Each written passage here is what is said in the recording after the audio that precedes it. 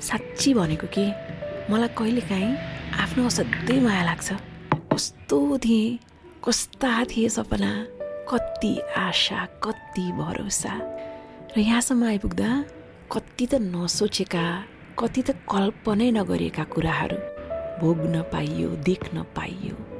कति पटक त विचलित भएँ, कति पटक त रोएँ, कहिले आदेशले आँसु झऱ्यो, कहिले कसैको ढाडस पाएर खुसीले आँसु निस्कियो, विश्वास तोडियो, भरोसा भाँचियो। तर सोच्दै नसोचेको ठाउँबाट सहारा र साथ पनि त पाइयो। जे होस्, ए जिन्दगी सधैँ कृतज्ञ छु।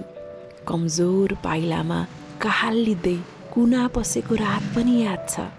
हार मान्ने छैन भनेर आफैले मन बाँधेर कदम अघि चालेको नि याद छ। र अहिले साँच्ची आफैले आफैलाई धाप मान्न मन लाग्छ, स्याबास भन्न मन लाग्छ।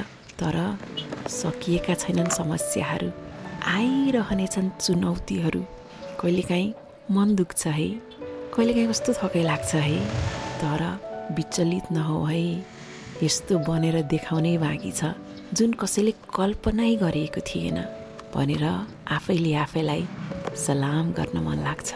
र त्यतिखेर साँच्ची भनेको मलाई आफ्नो असाध्यै माया लाग्छ।